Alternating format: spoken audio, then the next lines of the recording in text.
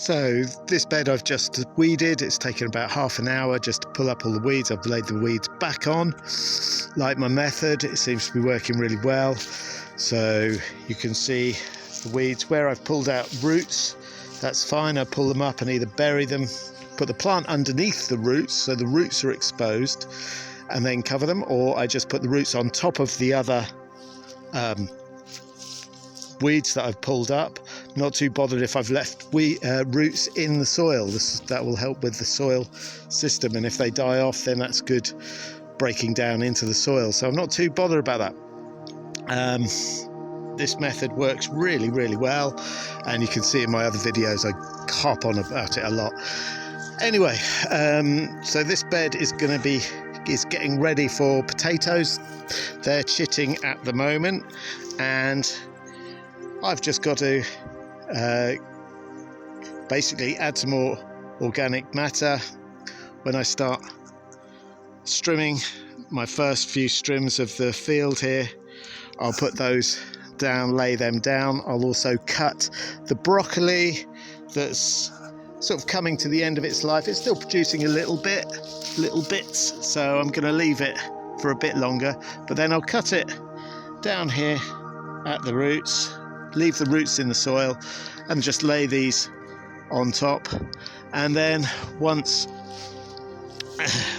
the potatoes are ready to go in, probably a couple of weeks, 3 weeks, then I'll just put them underneath the organic matter that I've been spreading around, and this will be the potato bed. And because of this method, you can put the potatoes very close together. They'll produce potatoes. You can pull out the potatoes when you want them, and you can keep building up the organic matter around them, so they will keep producing and keep producing. So even though it's quite a small area, I can put a lot of potatoes on here and it will be very productive. And I'll just pull out the potatoes. As soon as they're ready, I'll just uncover a few and pull them out. It's a nice little method that seems to work for me well. So that's that bed weeded. Over here, it's a bit messy at the moment, but over here this is a bed I made. You might want to look at this video up there somewhere. The no dig method. It got a bit overgrown, to be honest. I sort of forgot it was there, didn't really take much, didn't take any notice of it, and I just sort of rediscovered it today, and actually I can see that the soil is really lovely. There's some really nice organic matter has broken down in there. I've pulled off the weeds. It had sort of grown over, but the weeds were really, really easy to remove, so I've just sort of pushed them to the edges, and as they die off I'll add them back on. But yeah, it's turning out there's some really nice mulchy material there, and so this bed is ready, also ready for planting. And this will probably have, and I'll expand it, but this one will probably have the next lot of kale and cauliflower and things like that in here, and it goes along here, and I'll probably expand it to around about here. And what I'll start doing again, when I start cutting and strimming any strimming deposits, I can lay down on here to start sort of making the bed, extending the size of the bed. So yeah, that's us so far. Then there's the experimental lazy hugel method. Again, what I've done today, it's sort of, the weeds have been growing in it, but they're so easy to pull up. I've just been pulling up whole big amounts of weeds and just flipping them, so the roots are on the top, and the organic matter's underneath, and so they should just suppress them for a bit. And I've started adding some comfrey. There was some rotten comfrey, well rotted comfrey from our comfrey plant, so I've added some of that on with a load more docks. and again they'll break down.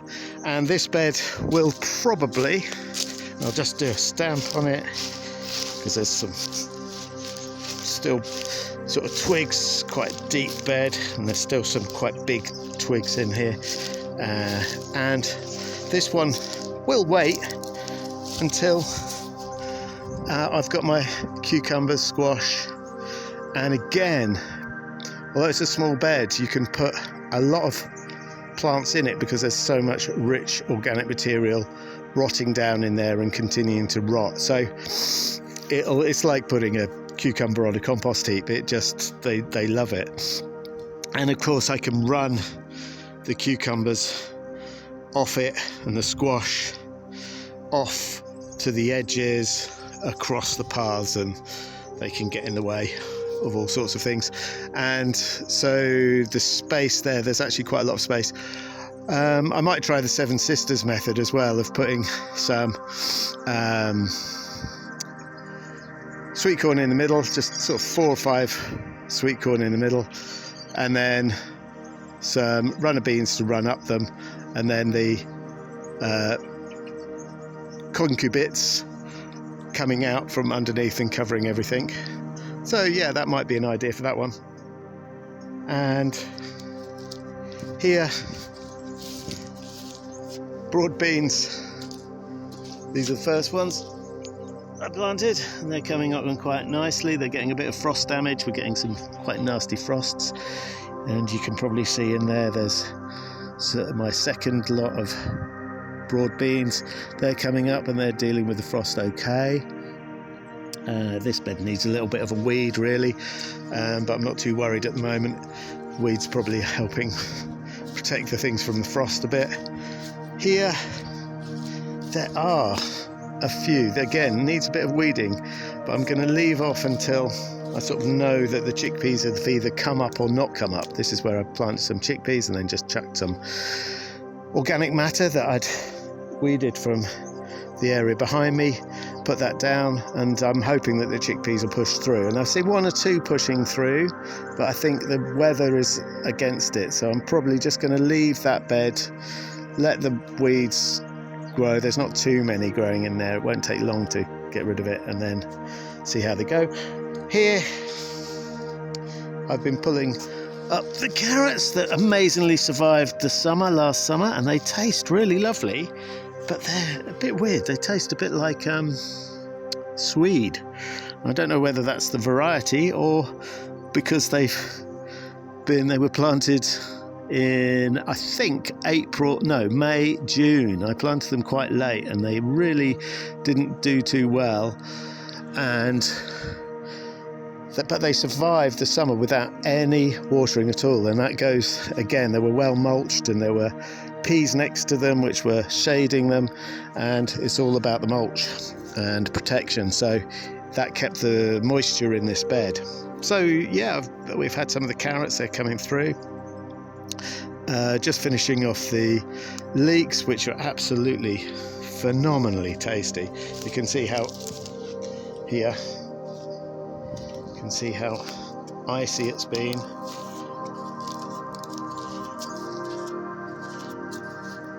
But the leeks are phenomenally tasty. The next lot of leeks are coming up. They're just there. Then they'll be another few weeks away. We've got some more leeks here and a few more leeks here, but not many. These are the ones that survived the summer again. Here's the garlic's coming up. There's some more leeks just up there. And there's some more garlic and onions and onion sets. So really I need to put in loads more leeks because they love it here, and that'll be what I do when I get back from the UK. I might, when I release this video, I might be in the UK, I'm not sure yet. So just a quick update about how things are progressing. And just finally got some just here. got some cabbages. Just for sort of a want of somewhere to put them, I pop them in this corner, and they'll grow there, and they'll be okay there. But they're putting on leaf, they're growing, which is good, even though it's getting cold at night. Here we've got our resident ghost, which is our experimental orange clementine, I think it is, clementine, seeing whether it can survive down here through the winter, but we're giving it a little bit of protection from the harsh frosts. So that's a quick update of the veggies so far. If you like these videos, obviously you can subscribe if you want to. If you want to see the build of how we built this amazing A-frame greenhouse polytunnel, then hit the notification bell, because that video will be coming up in a few weeks when we've finished it. Oh look, and I don't know whether you can see that. There he is, my robin. So my robin is there in the persimmon tree. You might see him down there near the bottom. He's getting very tame now. He doesn't seem to be bothered about us at all. So he's a lovely little robin.